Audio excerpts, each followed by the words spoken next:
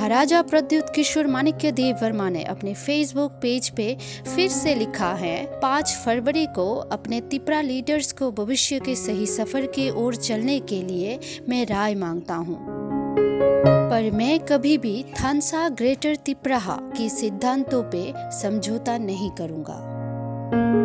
दोस्तों, हम किसी भी राजनीतिक दल को बढ़ावा या साथ नहीं देते, जहाँ सच वहाँ हम। दोस्तों, तिपरा एक एनजीओ है जो महाराजा ने अपने तिपरासा को थानसा यानी कि एक साथ करने के लिए बनाया है।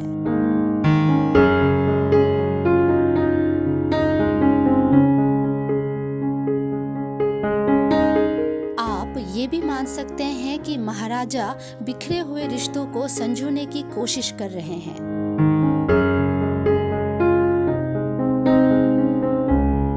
किसी भी कम्युनिटी में एकता लाने की कोशिश करना या उनके लिए सोचना कोई गलत बात नहीं है। दोस्तों, आप सबकी इस बारे में क्या राय है, ये जरूर हमारे साथ शेयर कीजिएगा। हमारे चैनल को लाइक और शेयर जरूर करें। और हाँ दोस्तों, आप सबकी राय का बेसब्री से इंतजार रहेगा हमारे कमेंट बॉक्स में।